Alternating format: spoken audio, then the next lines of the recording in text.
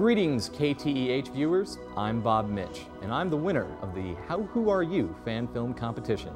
Now, the grand prize was the rare opportunity to host a marathon of Doctor Who episodes. So, some friends and I will be here to host for the next few evenings at Doctor Who, and I hope you'll join us. In fact, they should be coming up behind me on the screen any moment, pardoning any timey-wimey, wibbly-wobbly issues. Hello, gang. I'm Aubrey West. And I'm Vaughn Donovan. Now, you'll notice by our outfits that while we're not the Doctor, we are in fact major Doctor Who fans. Some of us became fans through the new series, and others have followed the show since its initial airings here on PBS stations, just like KTEH. Now, over the course of this marathon, we're going to explore many aspects of the series, both old and new. That'll include the Doctor's TARDIS, enemies, gadgets, and of course the history of the show in the US. But first, I'd like to introduce our winning short, Doctor Who 45 Years and Beyond. It was chosen out of 6 finalists over a period of 6 weeks on the KTEH website. We're really pleased to have been voted the winner, and I think you're going to really like it. It's a short that encapsulates an entire tribute to the 45 years of Doctor Who. I think you're really going to like it. Check it out.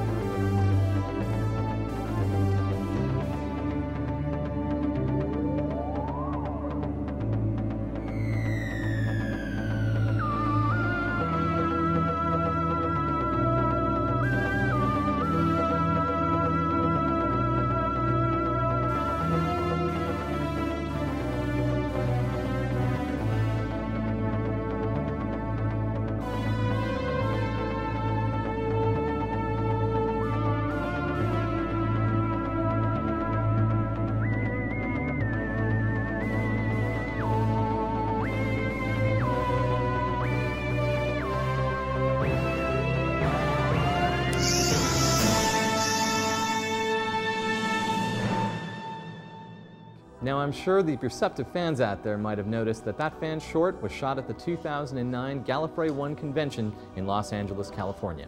We had the help of a lot of great fans and friends on this, many of whom, of course, aren't here.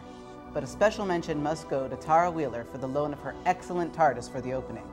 Also, a special thank needs to go to Scott Sebring for the original music and composition and post-production work. The original Doctor Who theme was composed by Ron Grainer, who has scored many other memorable themes, including the main title to The Prisoner. However, it was Delia Derbyshire's and BBC Radiophonic Workshop's groundbreaking realization of the theme through entirely electronic sounds that brought this theme to life and has made it endure over the past 46 years. This theme is so iconic that the original has been sampled several times over the years and is still being used in the current version of the theme as composed by Murray Gold in the new series. That's correct, Vaughn. Now, if you'll have a close listen, you'll hear for yourself in this first episode in our Doctor Who Marathon. Welcome back to the How Who Are You Doctor Who Marathon. Now, my fellow doctors and I are trying to determine what is the most useful gadget that can be carried by a Time Lord. Ha, good Time Lord needs nothing but his wits, so that may be a nice cat badge. A good recorder is always handy. Gentlemen, doctors, there is only one device that the doctor can carry, and that is the sonic screwdriver. Oh, that. So overrated. What? No, That's a sonic screwdriver. yes, well, I guess you wouldn't recognize it, would you? I mean, it did look different in your time, didn't it? That's right. Actually, throughout the history of the show, the sonic screwdriver had different looks about it, and I'd like to look at its different faces right now. The sonic screwdriver first appeared with the second Doctor, that's me, in the 1968 story Fury from the Deep, and later it was used in the War Games. The prop was quite simply a silver pen light. It was created by writer Victor Pemberton, and originally functioned pretty simply back then as a screwdriver. But that all soon changed, didn't it? I know. Crumbs. Well, when the Sonic, as it looks here, reappeared during the John Pertwee era, it had been given a bit of a makeover by the BBC prop department. Over the 70s, it was, tweaked and modified and so forth, and eventually, it became this version right here during the Tom Baker years. During these years, the sonic screwdriver became a multi-purpose, multi-functioning tool, aside from still acting as a screwdriver. Naturally.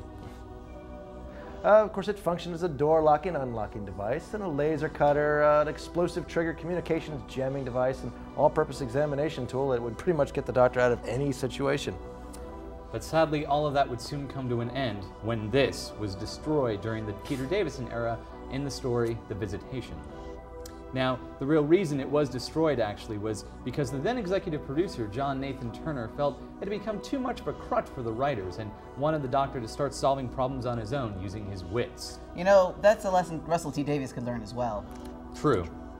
But anyway, this original prop, though, remained in Nathan Turner's possession, displayed proudly on his desk until the early 90s when, sadly, it went missing.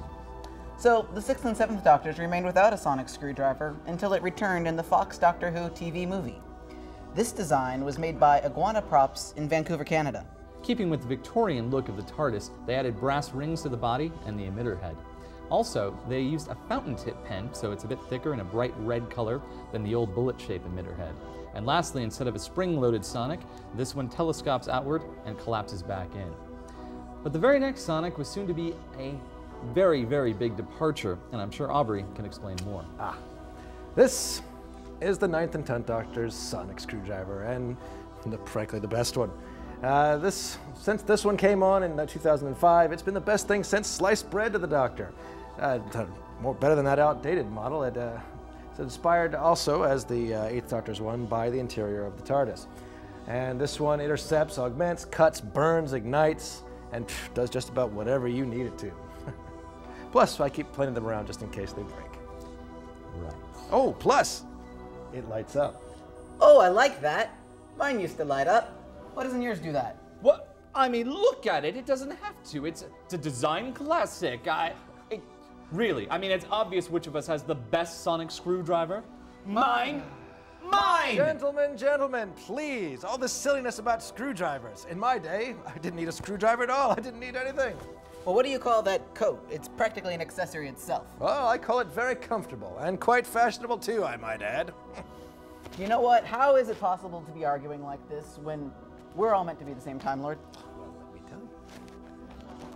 While we're all working out this little dilemma amongst ourselves, I think it's best we leave you on this note for the night.